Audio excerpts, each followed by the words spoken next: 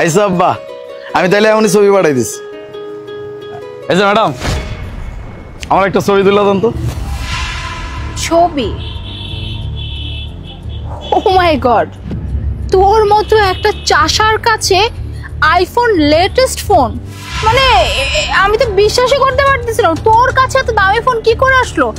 এই তোকে তো দেখে মনে হচ্ছে গ্রামে চাষাবাদ করিস, তোর কাছে তো থাকবে বাটন ফোন, তুই এই দামি ফোন কিভাবে নিছিস? বুঝতে পারছি, এখন বুঝতে পারছি। এই ফোন নিশ্চয়ই কারো কাছ থেকে চুরি করে আনছিস, তাই না? কারণ তোদের মতো মানুষ তো কোনো যোগ্যতাই নেই এত দামি ফোন অ্যাফোর্ড করার।